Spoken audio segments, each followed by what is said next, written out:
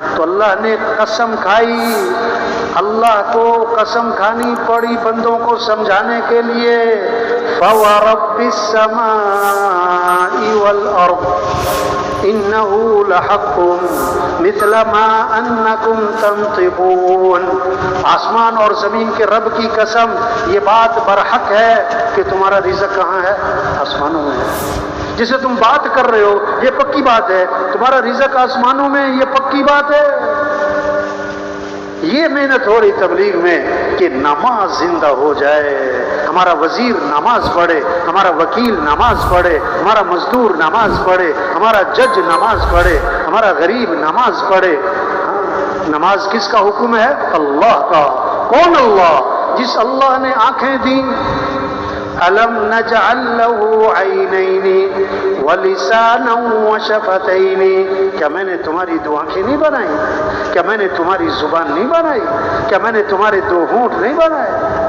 20,000 تنخواہ جس سے لیتا ہے سارا دن جی صاحب جی سر جی صاحب جی سر، اور جس اللہ نے آنکھیں دی جو 20 کروڑ میں نہ ملے، وہ اللہ کہ حی علی الصلاۃ، اور یہ دکان میں بیٹھا ہے، یہ دفتر بیٹھا ہے، افسر بلائے تو بھاگ کے جائے،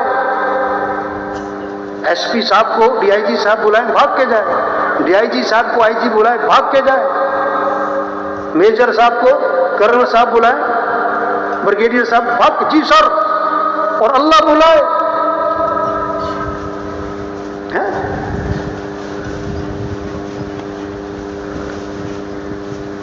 ہم مسلمان ہیں، ہم اللہ کے بندے ہیں، ہم اللہ کے محتاج ہیں، نماز اللہ کا حکم ہے۔ طواف 24 گھنٹے چل رہا ہے، طواف 24 گھنٹے چل رہا ہے، نماز کھڑی تو طواف بند، نماز کھڑی تو طواف بند۔ آج دکان بند نہیں، دفتر بند نہیں، بھی نماز کیوں نہیں پڑھی؟ کہ میٹنگ ہو رہی تھی، میٹنگ ہو رہی تھی۔ اچھا، نماز اہم کہ میٹنگ اہم؟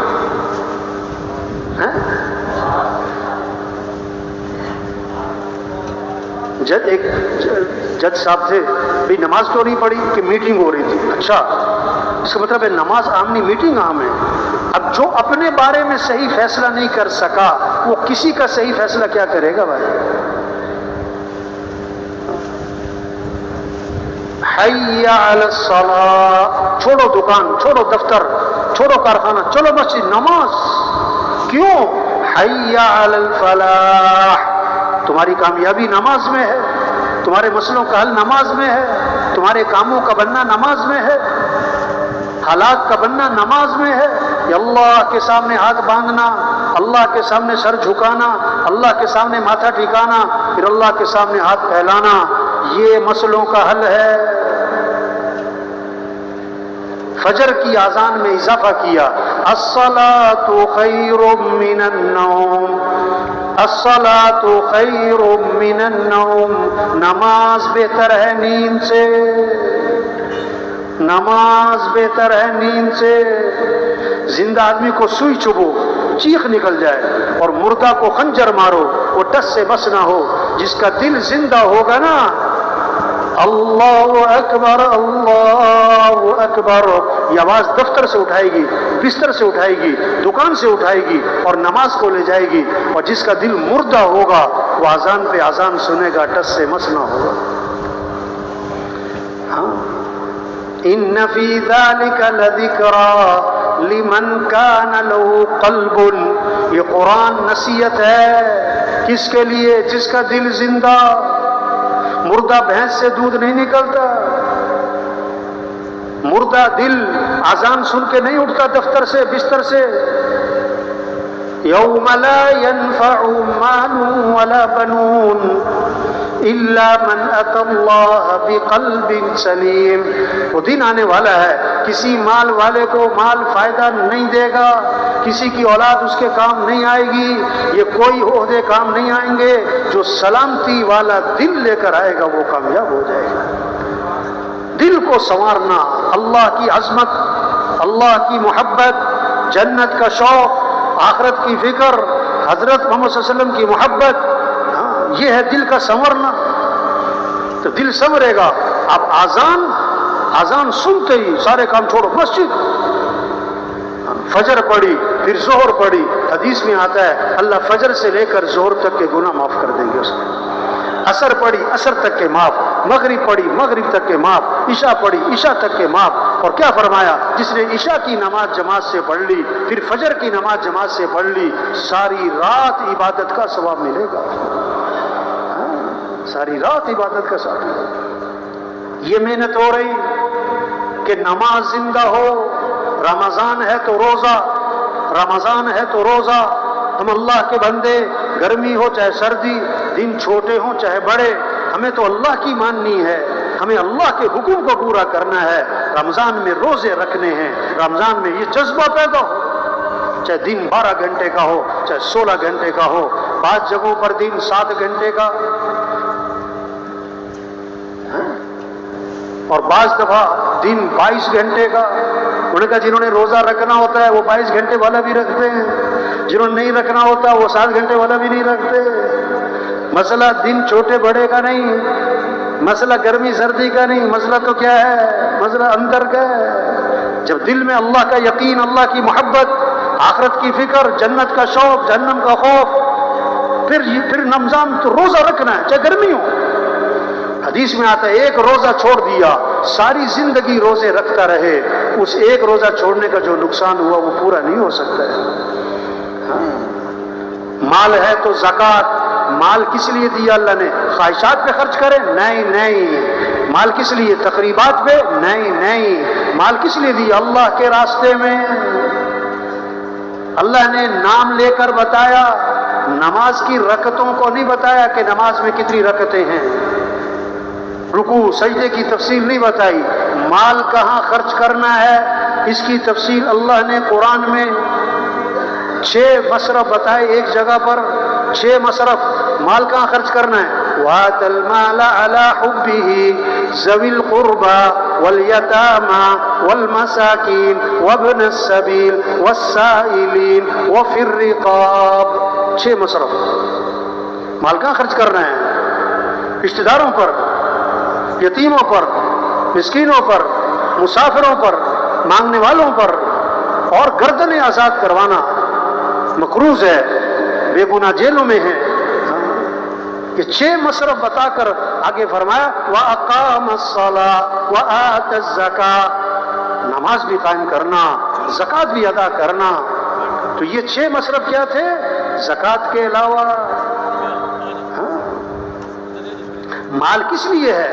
اللہ کے راستے میں خرچ کرنا ہے, خواہشات پہ نہیں, تقریبات پہ نہیں, دکھلاوے پہ نہیں. قحط پڑا ہے مدینہ منورہ میں, حضرت عثمان رضی اللہ عنہ کا قافلہ, تجارت کا قافلہ واپس آ رہا ہے.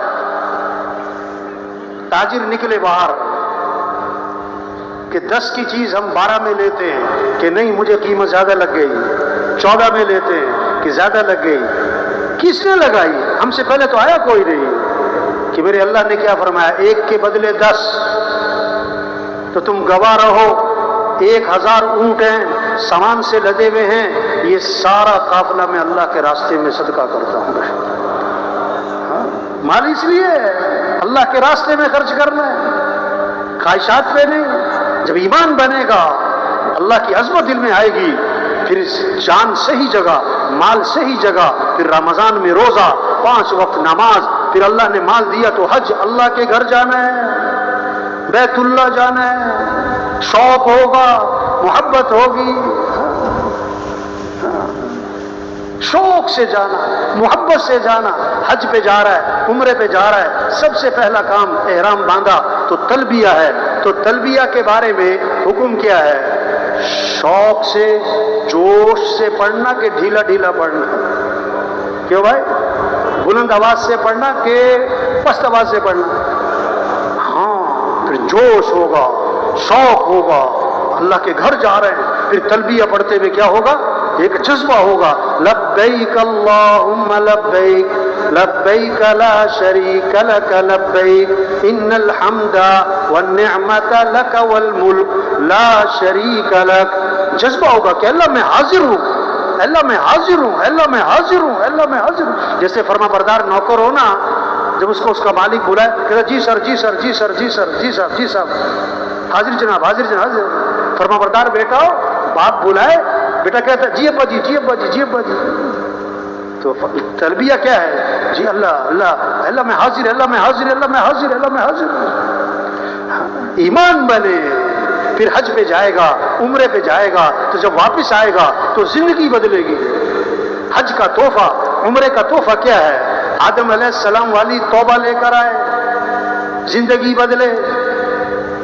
ابراہیم علیہ السلام جیسا قربانی کا جذبہ لے کر آئے، بیٹے کو ذبح کر رہے ہیں، ایک طرف اللہ کا حکم ہے، ایک طرف بیٹا ہے، حکم پورا کریں تو بیٹا جائے، بیٹے کو بچائیں تو اللہ کا حکم جائے، تو بیٹے کو قربان کرنا ہے، حکم کو قربان نہیں کرنا، یہ جذبہ لے کر آئے۔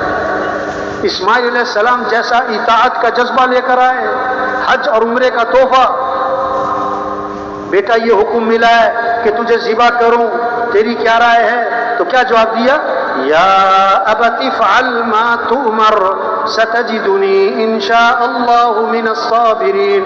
اے میرے والد، آپ کو جو حکم ملا آپ کر گزرے، آپ انشاءاللہ مجھے صبر کرنے والوں میں سے پائیں گے۔ یہ حج عمرے کا تحفہ ہے، یہ کوئی شہر سپاٹا تھوڑا ہے، یہ صرف چکر لگانے تھوڑا جانا ہے، یہ کوئی نام کی بات تھوڑا ہے، جذبہ۔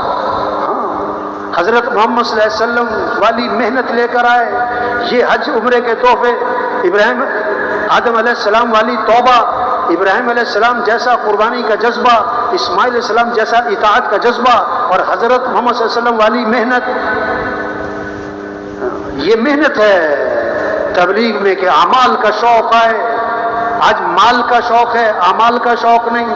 مال کا نفع جانتے ہیں، اعمال کا نفع نہیں۔ زندگی مال سے نہیں بنتی، زندگی اعمال سے بنتی ہے۔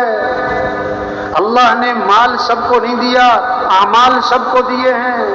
ہر آدمی مال والا نہیں بن سکتا، ہر آدمی اعمال والا بن سکتا ہے۔ زندگی کے بننے کا تعلق مال سے نہیں، اعمال سے ہے۔ صحابہ کا شوق مال کا نہیں تھا، اعمال کا تھا۔ صحابہ کی دوڑ مال کی نہیں تھی، اعمال کی تھی۔ غریب صحابہ اکٹھے ہوئے اور اللہ کے نبی کی خدمت میں حاضر ہوئے، ایک عجیب مقدمہ لے کر آئے۔ کیا؟ کہ اللہ کے رسول، یہ مالدار بھائی ہم سے آگے نکل گئے، ہم پیچھے رہ گئے۔ کیسے؟ وہ نماز پڑھیں ہم نماز پڑھیں برابر، وہ روزہ رکھیں ہم روزہ رکھیں برابر، ان کے پاس مال ہے، یہ اللہ کے راستے میں خرچ کرتے ہیں، غلام خرید کے آزاد کرتے ہیں۔ ہمارے پاس مال کوئی نہیں، ہم یہ خرچ کرنے والا کام، غلام آزاد کرنے والا کام نہیں کر سکتے، ہم تو پیچھے رہ گئے۔ اللہ کے نبی نے فرمایا میں تمہیں ایسا عمل بتلاؤں جو اس عمل کو کرے گا اس سے آگے کوئی نکل ہی نہیں سکے گا۔ فرض نماز کے بعد 33 مرتبہ سبحان اللہ، 33 مرتبہ الحمدللہ، 34 مرتبہ اللہ اکبر۔ جو یہ تسبیح پڑھے گا اتنا اجر اور اتنا ثواب کہ اس سے آگے کوئی نکل ہی نہیں سکتا۔ اب غریب صحابہ بڑے خوش ہوئے اور واپس آئے، مسجد میں نماز پڑھی اور نماز کے بعد بیٹھ گئے اور تسبیح شروع کر دی، سبحان اللہ سبحان اللہ۔ اب اس زمانے کے جو مالدار تھے انہیں بھی شوق کس چیز کا تھا؟ عمل کا۔